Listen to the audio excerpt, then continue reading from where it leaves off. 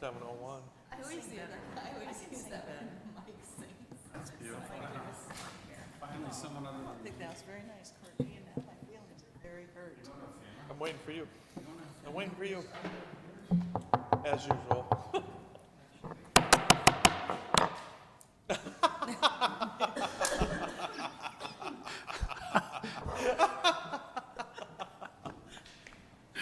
All right, let's call this meeting to order. Please rise for the pledge. I pledge allegiance to the flag of the United States of America and to the republic for which it stands, one nation, under God, indivisible, with liberty and justice for all. Thank you all. I'll make a motion to approve the agenda. I'll second. There's a motion and a second. All in favor say aye. Aye. Motion carries.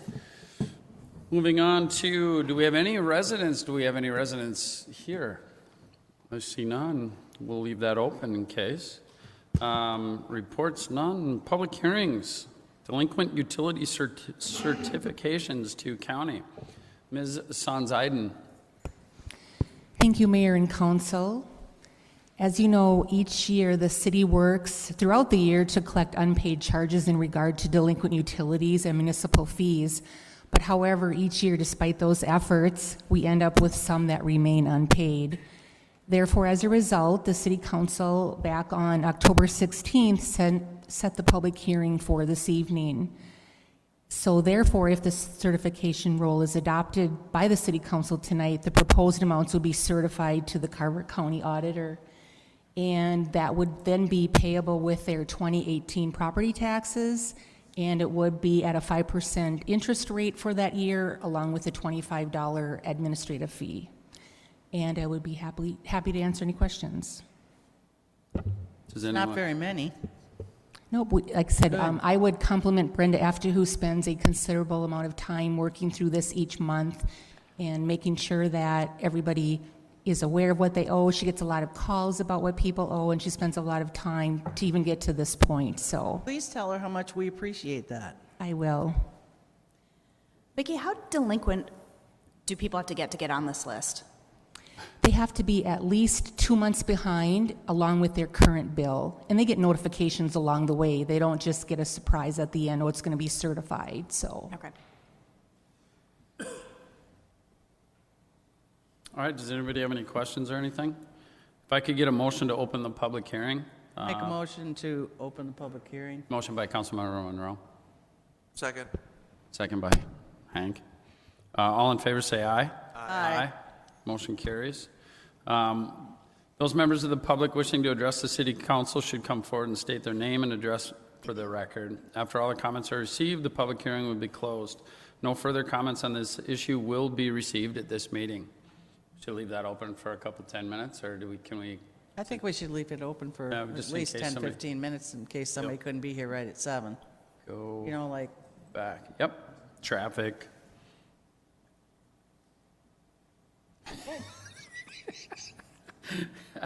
Go back. All right, let's, it's not that funny for me. Let's move back. Could I get a motion on the consent agenda, please? I'll make a motion to approve the consent agenda as presented. Second. Motion by Councilmember Monroe, second by Councilmember Henry. All in favor, say aye. Aye. Motion carries. We have no unfinished business. New business, financial review for Broadway City Hall project. Mr. Merrick. Thank you, Mayor and Council. Tonight we're going to be presenting the preliminary financial analysis for the Broadway City Hall project. We have Paul Steinman on hand from Springstead. He'll be able to answer some specific preliminary financial analysis questions. Springstead put together a lot of these documents, talk about the capital improvement plan process along with the bond process, and we as staff and along with Paul can respond to those questions and do follow-up as the council sees fit. So just a kind of a background, I laid out a lot of this in the council memo, but just wanted to through the project timeline. The City Council initiated a master facilities study with WSB and Ortel back in September of 13. There was a series of public meetings, and there was a resident committee that was formed that met over a period of months. That facility study was completed in April 14. Kind of the big push kind of occurred, I think most of us would recall the Village Hall being closed in February of 2016. WSB was again brought on to talk about options available to the council.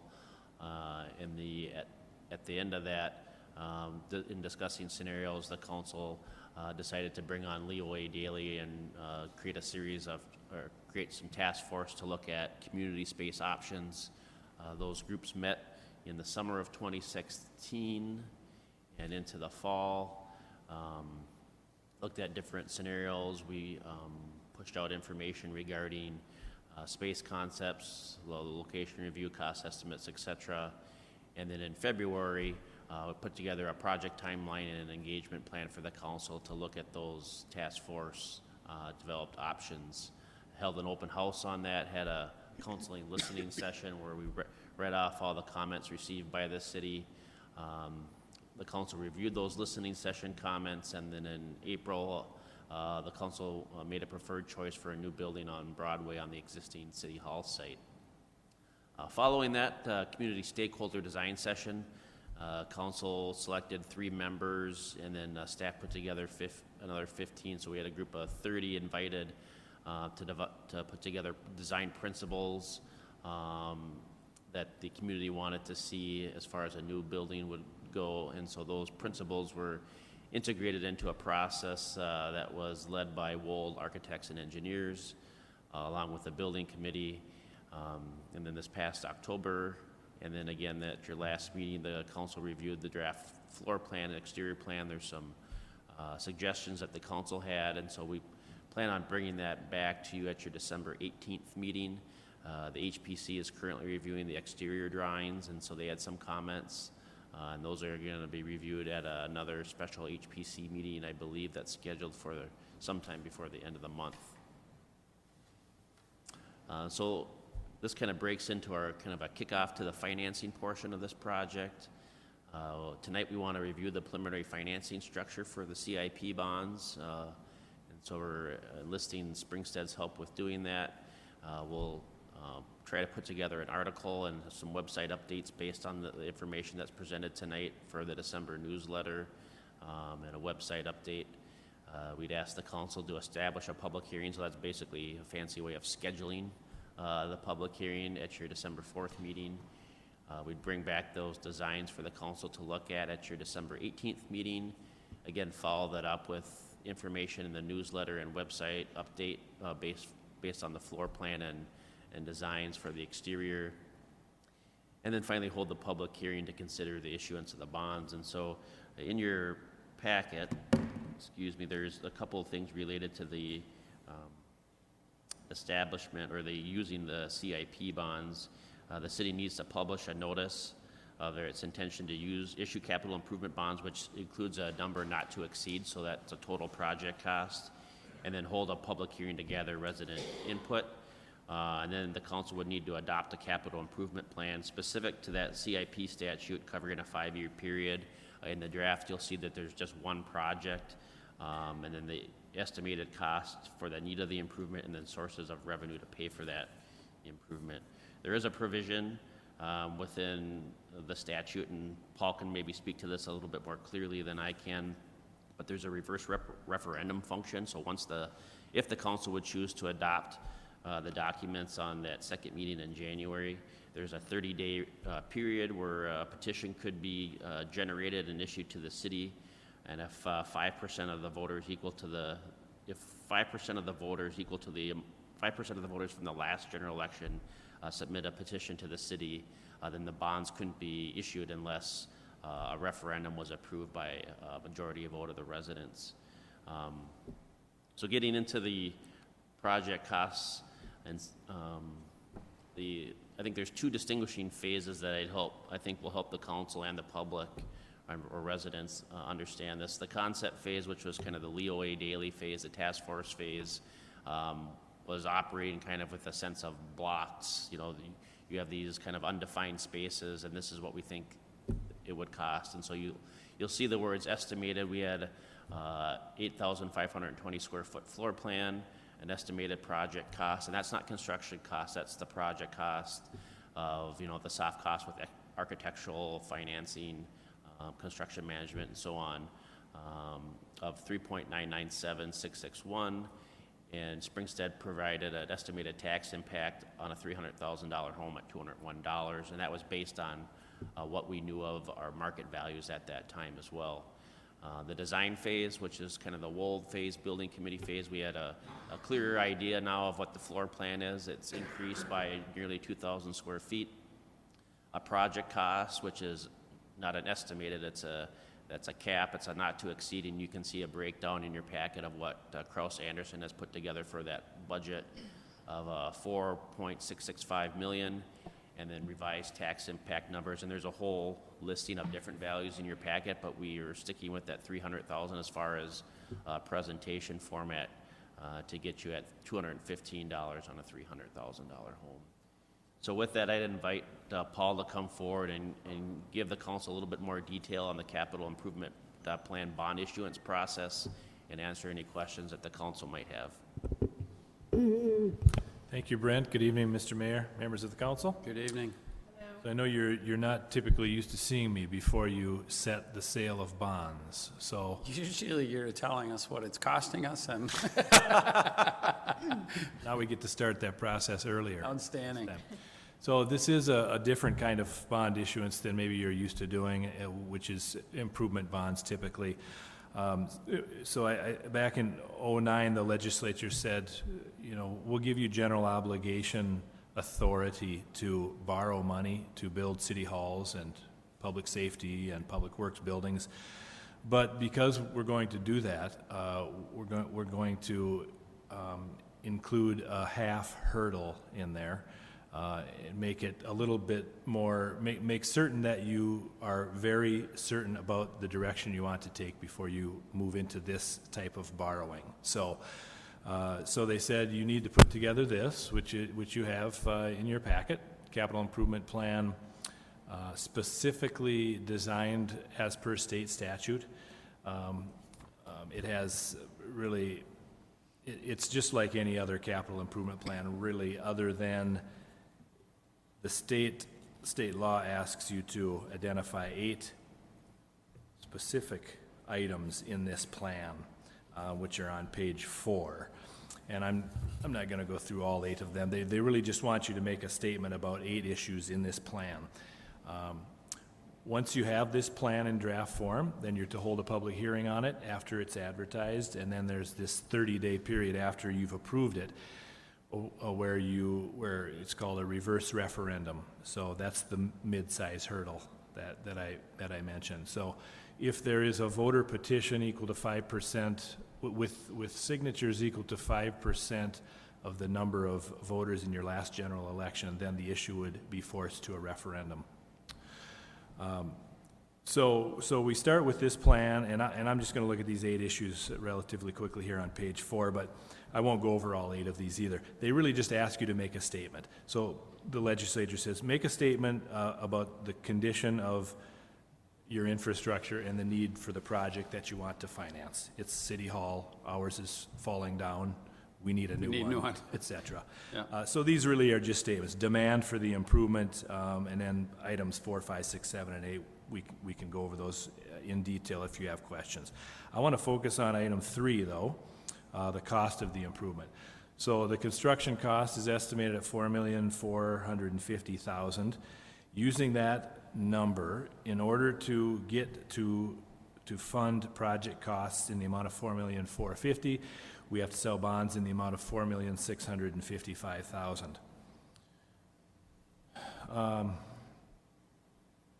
And that number, let me go over the assumptions that we used in the borrowing. So it's a 20-year, we assumed a 20-year borrowing with level levy, because that's your source of payment. And if we sell these bonds next spring, you'll have a payment due February of 2019, where you won't have yet any levy dollars to make that payment.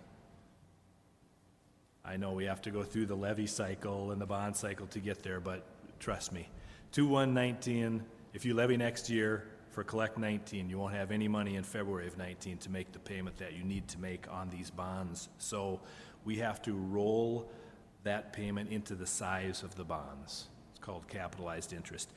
And I only point that out, it's kind of like sausage making, but I point that out for a very important reason. So there are two things that can bite us in this process, and I'd like to say I haven't learned that the hard way, but I have. So what I've experienced is of great benefit to you.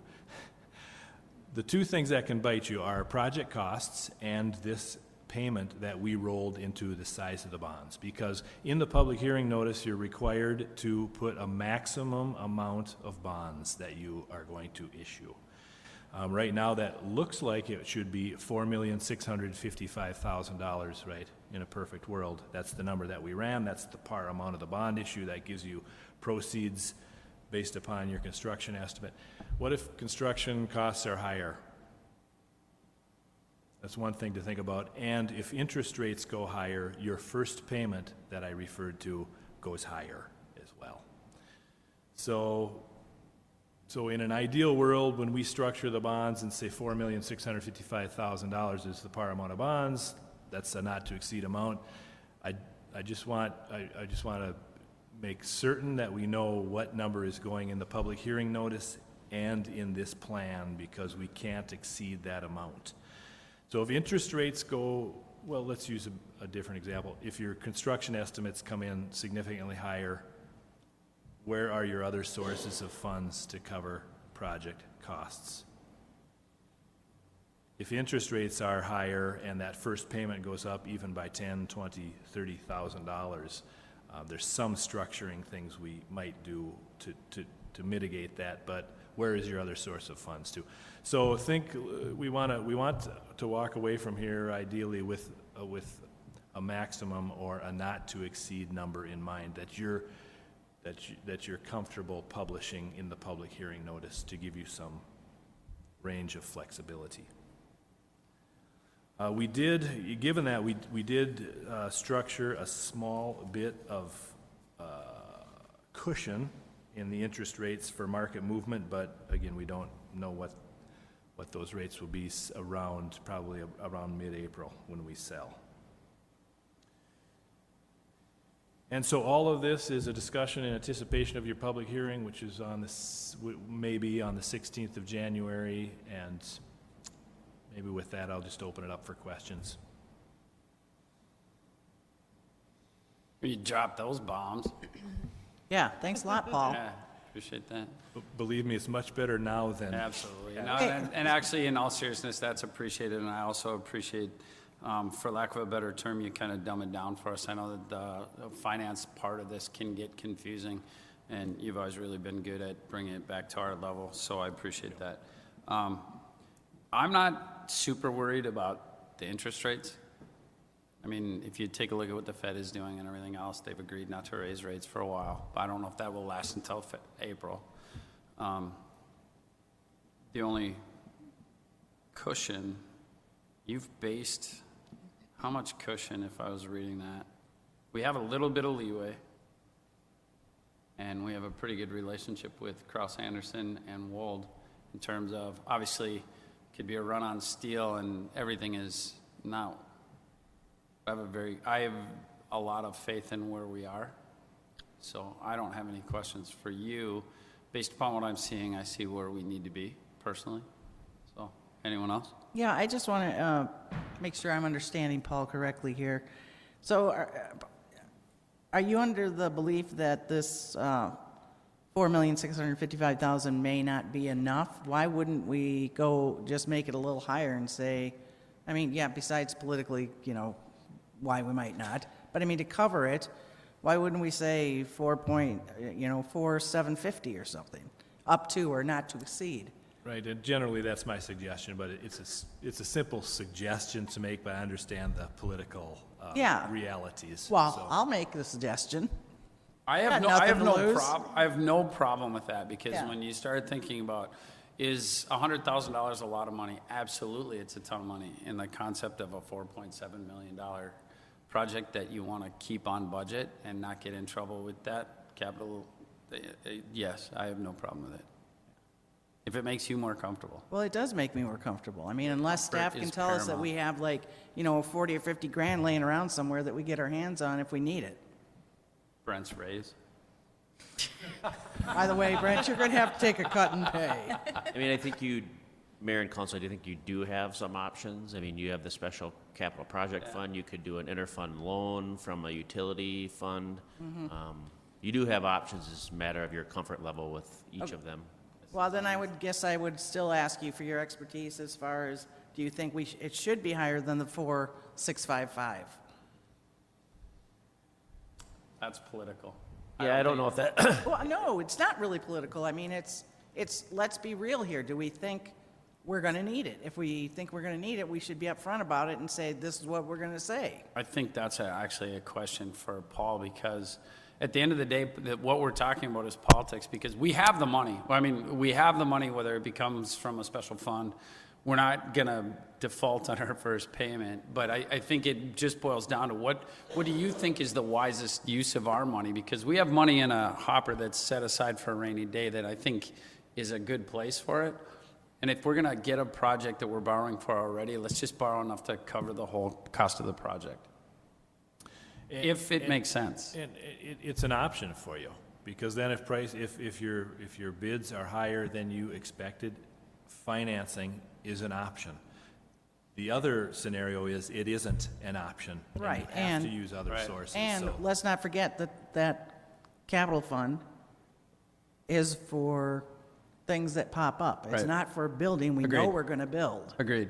So, Can we turn that back, and let's say we get to the point where we authorize 5 million, and it's just for number purposes, that'll bite me, don't do that, Nick. Can we turn that back in and take it off the principal, or is that an interest-only payment? Well, if you're we're just talking about establishing a maximum Got it. amount. We're still going to just fund Valid. project Good point. costs. Good point. So it's a relatively easy discussion, but it depends upon the political Yep. climate. I mean, it's just That's a good number point. not to well, exceed. it's kind of my inclination is we may as well be upfront with the public about what this is going to cost. Right. I mean, I'm not going to try and hide the fact that it's going to cost maybe more than 4,655. I'm with you, and I agree. Anyone else? Yes. Just so that I understand this, it sounds like we need to get the financing first before we get bids.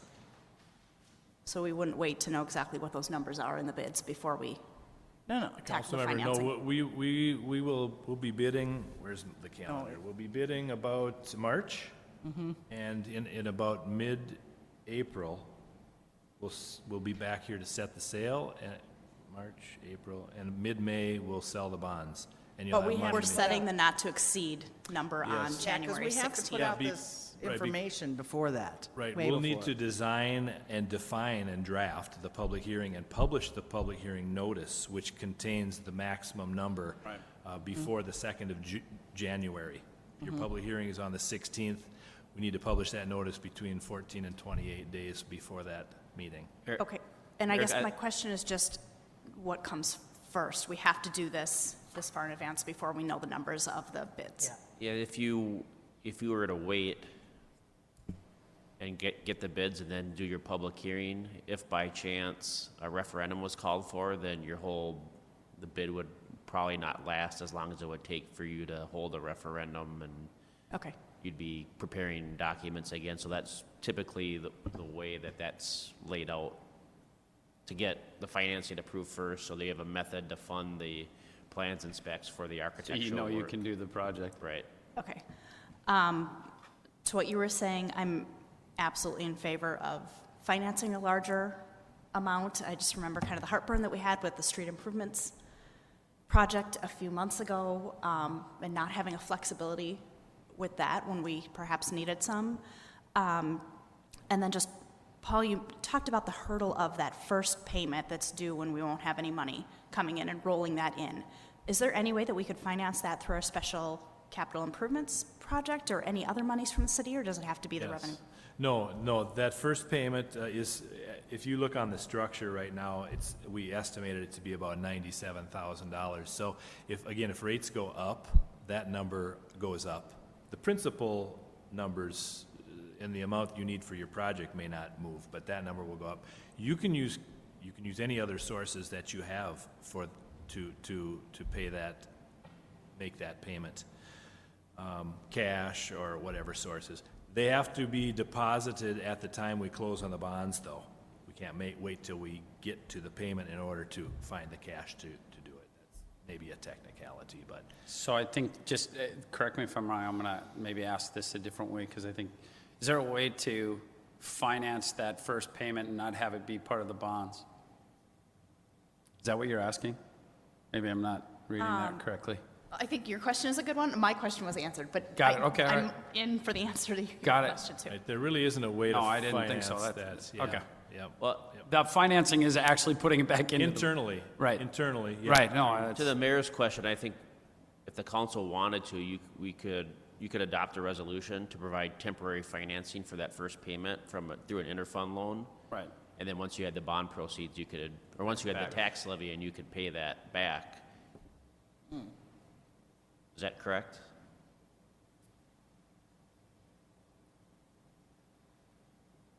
Yes. It hasn't been this quiet in here in a long time. I know, well, a it's, good sign. yeah, no, it just means he's What? trying to get finagly. Well, I have to make sure I understand your question. So you could do an interfund loan to make that payment and then pay yourselves back with a levy at a future date? Yeah, yes, you could do that. Yeah. Good idea. It's just like cash. It's just like using cash, and then you levy in the future to repay yourselves. So then you'd have the cushion that you'd need, because you wouldn't need to, because that's extra cushion really already built in, correct? We would need, our extra cushion that we're looking for is the 97,000. We're not assuming that costs will go up, but what we're assuming is that we won't have the money on February, what is No. it, February 1? First of I 2019. think what Brent means is the 4665 will work because We could that had fund the the first 97. payment cushion in there, but if we need to do that, we can always take an Right. inter-fund loan instead. You'll still have the 4665. You Yeah. don't need to Yeah. go Yeah, higher. okay. Yeah, correct. As long as we just want to avoid surprises. And if that payment was 120 and lots of entities that have no other sources except this one, that's a big shock to them. So it's You guys are always painting the rainy day picture because you guys make a ton off the rainy day. I love you. I'm waiting for the question. When it happens, we look at you and say, hey, you said you could get us out of this. All right. Thanks As for, I- yes. thank you for explaining that to Yeah, I us, do Paul. appreciate it. You're As I'm seeing this, though, I'm not seeing that we need to take any action. This is just an update. Yeah, yes, it would be helpful because we would like to put something in the newsletter about tax impact and cost of the project. So if the council was inclined to set a different not-to-exceed number, like 4.7 or 4.75 or whatever that is, then I can ask Paul and Springstead to rerun those numbers so I can have accurate numbers in our next newsletter. Well, it sounds like we don't really need to do that. Well, I think, just for fairness, the rainy day idea is that if costs go up, or bids come in higher than we think, and it is at 4.7, we would have to make that up and come up with the first payment based upon so what our advisor is saying is that an option is to raise the not-to-exceed number so that we are covered just in case. And knowing full well, and this is where this is going to be a statement, but I'm asking it I'm stating it as a question. Knowing full well that as we go through this process and we have the numbers that we need, that doesn't have to be 4.7. It can be the 4.665, and if we need to interfund loan, we can do that. So we would actually, in my opinion, just one man, we'd be crazy not to exceed a little higher, because we can always bring it down. Other than politically, which I mean- I think you're right, is as transparent as can be. So I would make the recommendation that we go to 4.75. Just to cover everything that we need to cover so that we don't have Yeah, surprises. it's just optics, so, Yep. yeah, I would probably say we should do it Does just to that be sound, safe. does that sound accurate to you, Paul, like how I stated that? It is a rainy day, we can go down. The only view that we have politically, let me rephrase that. The only negative that we could have on this is politically that, and we may have to explain that it's probably not going to cost this much. This is just to cover so that we don't have to go into the checkbook. Yeah, that's exactly the issue. Okay. People, it's the tolerance that you feel citizens have of seeing that number published. Got And it. what the reaction is going to be to that. Okay. But then, even if we say that the not-to-exceed number is 4,755, we end up borrowing that amount. No. We can decide to there borrow are- That's less. not to exceed. We Okay. can always go back and, you know, and plus, we don't have to use all that. We could just do an interfund loan for that first payment if we want to. We could If the bids come in where we expect them to, we won't even need that. Or lower. Yeah. We'll borrow less money. Yeah. Sure. Could So be we less. still have the time and the flexibility We can with always that, borrow that we'll less. have the bids and we'll, okay. But because we have to publish this Minnesota statute 475.521 thing, we have to have something in there, and it has to be, you know, we can finance up to this amount. Does that give you the direction that you need? I haven't heard the number. 4.75 for me. Yeah, is that 4.75? I'll make the motion. Well, we don't need a motion. No, you don't need a motion. No. I just, I'm comfortable with General 4.75. consensus, yeah. Is anyone not comfortable with 4.75? I'm just curious so we're saying 100,000 more than what's in front of us. Correct. Right, And that we think is a good enough number to give us some room to breathe. yes. Yeah, and this is just a not to exceed number again. Hopefully your bids come in 20% less, Yeah, interest rates go down, and Cut all the engineering fees? that's more than 20%. Yeah. All right, so we're comfortable with that? You guys, that's the direction you need? We're good? All right, thank you, Paul, very much. I appreciate the common sense approach. have a happy Thanksgiving. Thank you so much. Thank you. I would like to go back to our open public hearing, Thank you, Paul. and I would entertain a motion to close the public hearing. I'll make a motion to close the public hearing. Councilmember second. Monroe. Sorry, I'll second that. Councilmember Mock. There's a motion and a second. All in favor, say aye. Aye. Motion carries. Could I get a motion to table or to approve Resolution 14817 that adopts the certification role for delinquent utilities? So moved. I'll Are you, second. well, hold on. Are you moving to table or are you moving Oh, to I'm approve? sorry. That's okay. No, I make a motion to approve Resolution 148-17 that adopts the certification role for delinquent utilities.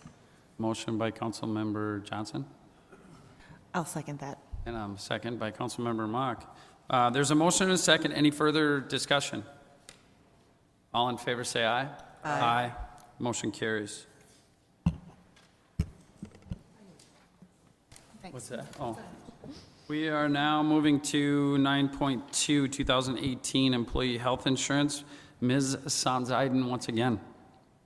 Thank you, Mayor and Council. As we briefly discussed in the work session this evening, the city has been experiencing large increases in health insurance premiums over the past few years. Thanks, Paul. Therefore, last year when we were looking at plans for 2016, we worked with a consultant to consider more affordable options. And again, as was mentioned in the work session tonight, we did transition to a health savings account plan for the first time last year, which came into effect for 2017. In looking at a renewal with Health Partners for 2018, the bid reflected almost a 20% increase. So again, at that time, we worked with our consultant to take a look at other affordable options. After evaluating those options, staff proposed looking at Preferred One with the plan as was identified in the council packet. This plan represents a 9.12% increase based on the current number of employees that were on the plan for 2017. The proposed plan from Preferred One does eliminate a prescription drug benefit, which led to the city's recommendation to increase the city's contribution to the health savings account. This change would increase the annual contribution for single coverage to $1,250 and for family coverage to $2,500. And we would be looking for consideration of those two motions to approve the health plan, and then second of all, to approve that increase in the HSA contribution from the city. I would be happy to answer any further questions. Does anybody have any questions or comments? Ms. Monroe? You say that it'll increase the health savings account contributions, $1,250 for a single, $2,500 for a family. What were they before? They were $1,000 and $2,000 respectively. Okay. Thank you. And those are actually broken up into two payments. They get half of that January 1 and the second half July 1. Okay, thank you. You're welcome. Is this something that the union reviews as part of that renewal or the yearly process that we go through? Okay, it's not something that falls under that? No. Okay. Thanks for doing all this work, Vicki. This has been a lot. You're welcome. I had a lot of help from the staff. It's very much appreciated, and I hope everybody at the city knows how much we value each and every one of them. Does anybody have any questions or comments? I have one more question. Do you review this on a yearly basis, this in-depth, or only when we have such a drastic jump? We actually did review it, but to be honest, when we didn't have any increases, there really wasn't any need to switch. It's really been what we were looking at for the first time in 2017 when we experienced that huge increase that we looked at other options, what would be more affordable. Okay, thanks.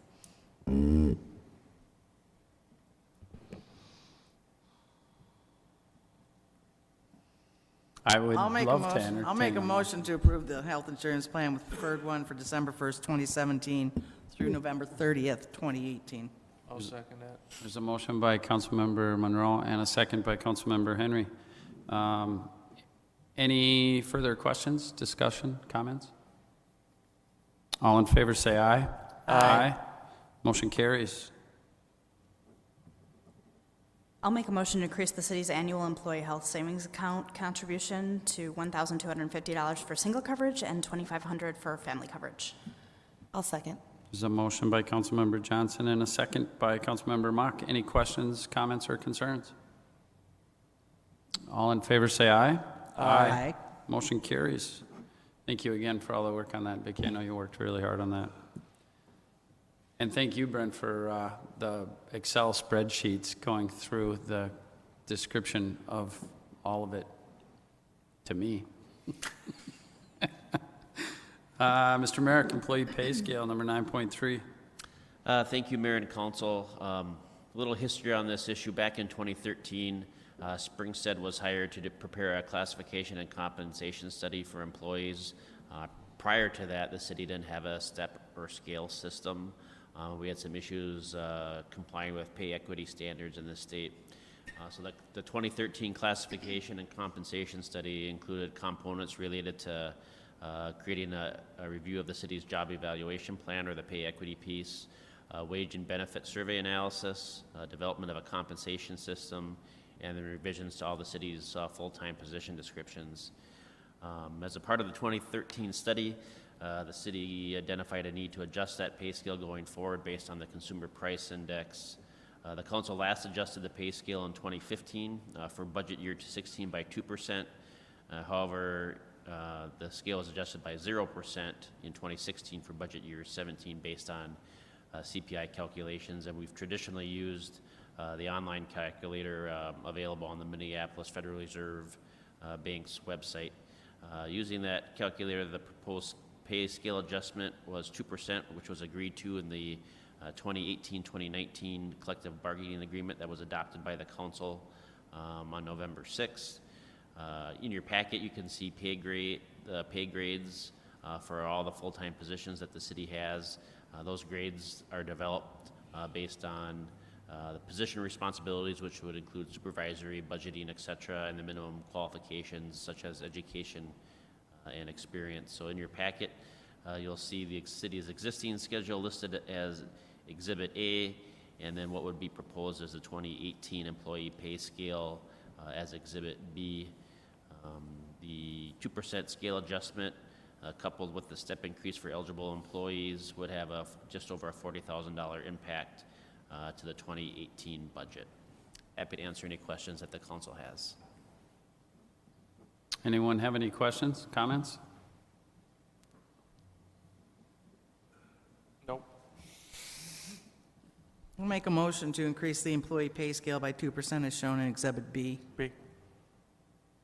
What? Second that. There's a motion by Councilmember Monroe and a second by Councilmember Henry. Any discussion? Although, Was everybody on board with it? All the staff? 2%? Yeah? Yeah, they're happy. No, they wanted less, Glenn. there's a door. Any other comments or questions? All in favor, say aye. Aye. Motion carries. Whew.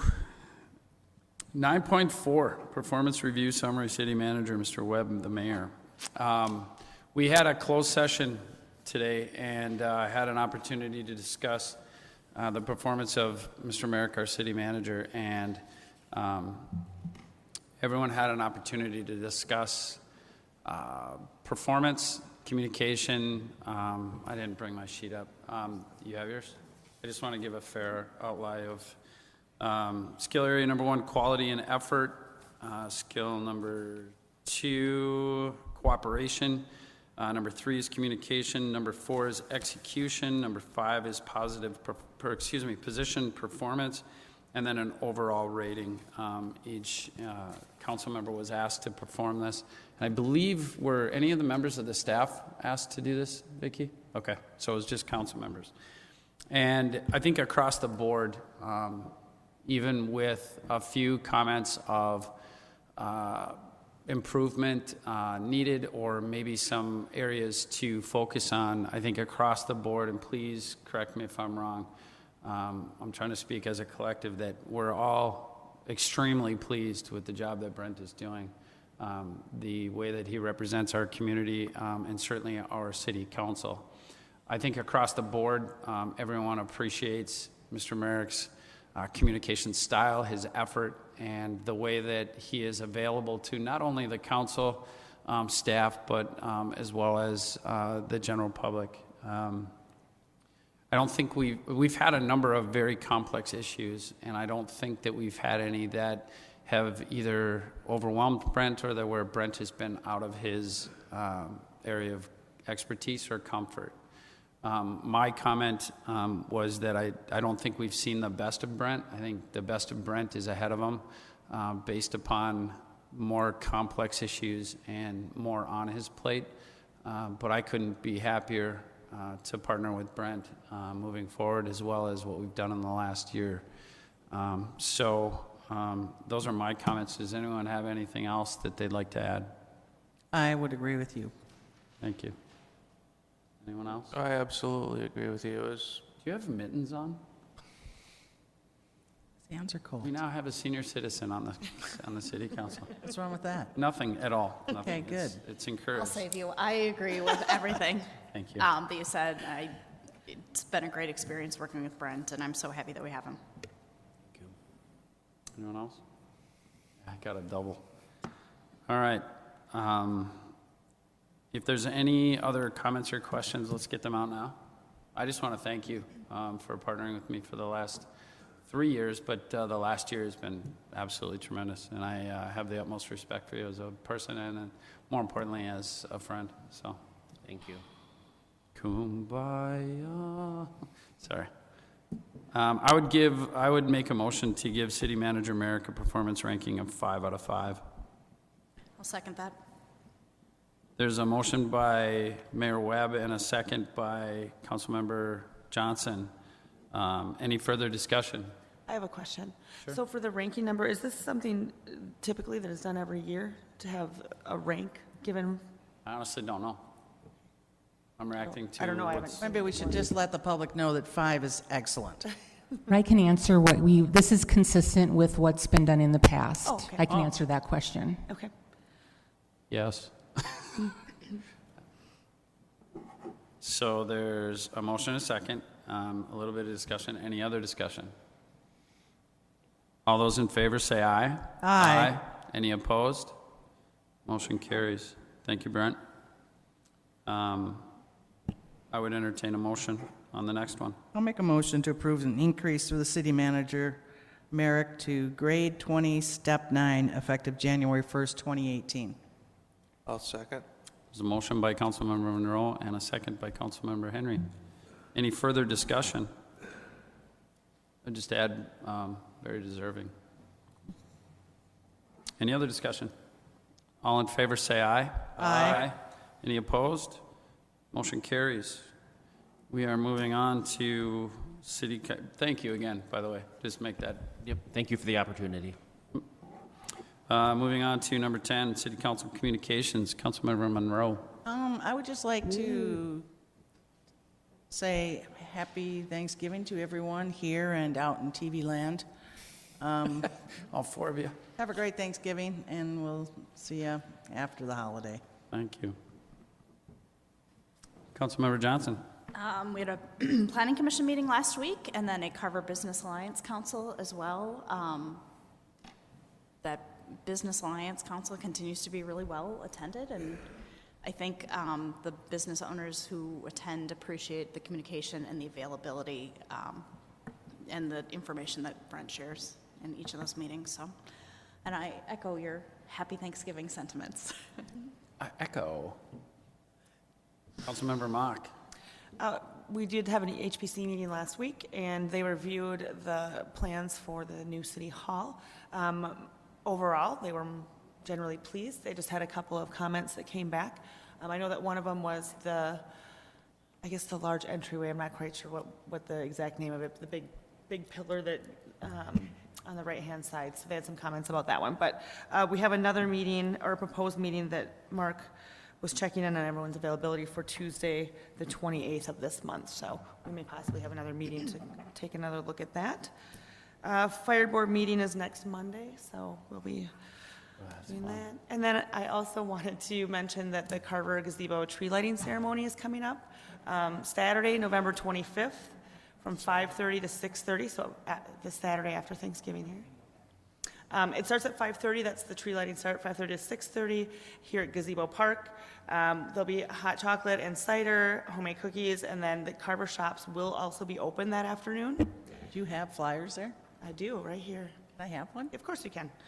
And then we also will be doing a food shelf donation collection. So that will be, the box will be out for the remainder of the season, and then we will take those donations up to, I believe, Bountiful Baskets, and Funky Minds is going to be monitoring the food shelf box. Where's that basket or the box going to be located? I'm not quite sure. I'm making the box, but I think in Carver? What I think we want to do is put it in the gazebo in case it rains and snows, so it doesn't deteriorate. So that would be my guess, but And freeze-safe foods is what you're asking for? depending on the weather, yes. Don't bring any tomatoes or anything like that. Free safe foods? Freeze safe. I thought you said free safe foods. I'm like, Free safe foods. I don't think freeze-safe is a term.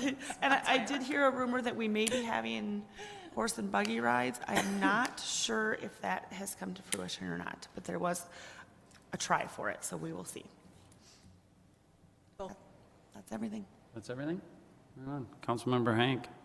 We did have a Parks Commission meeting, and we went over with Jack Van Nern, the Eagle Scout, went over his project that he did down at Depot Park, and he's filling out the paperwork for his Eagle Scout award.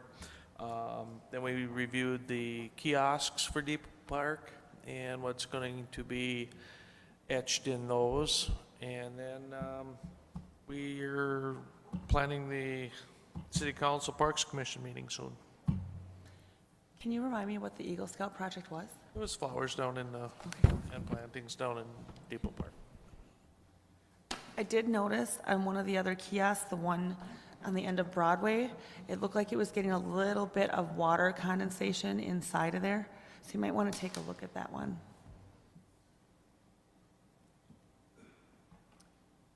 That it, Hank? That's all I got. All right. I had an opportunity to meet with the Brookings Institute last, Monday. I flew out Monday. We had a really, really cool dinner on Monday night. And then an all-day panel. There was 45 people involved from the city of Baltimore, Kansas City, Chicago, Nashville, Indianapolis, and Minnesota. And it was a long, very interesting day, and what I will tell you is that no one knew that I was going to be there. Well, I mean, they knew I was going to be there, but none of the materials were planned with someone from the city of Carver. And the first two slides on part of the presentation were how we dealt with affordable housing. It was Carver. And it was a lead-in from the Star Tribune and then actually a lead-in from Southwest newspapers. And going through the process and being on a panel and talking about the experience politically and also how it ties into how affordable housing ties into economic development with Amazon and having a difficult time finding people, how the Hy-Vee didn't open right away because they were open and had to wait 3 months to open they were ready and had to wait 3 months to open because they couldn't find enough people. And how that is all tied together was a fascinating process to watch this public policy think tank try to solve a problem, sometimes in a vacuum and sometimes in acting and talking to political people that actually are on the ground. It was fascinating. But there's a great deal of respect for what we did and went through as a city and an organization. And they've actually asked us to maybe go back and help pinpoint the process and help and draw from the experience that we had. So it was a phenomenal opportunity, and I think in a lot of ways Carver's on the map when we may not actually know that we're on the map. So kudos to everybody here. That's all I got. Merrick, you got anything? All right. I'd entertain a motion to adjourn. Make a motion to adjourn. Second. There's a motion and a second. All in favor say aye. Aye. Motion carries. Thank you.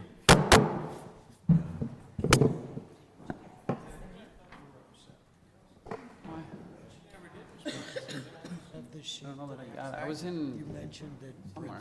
Brent's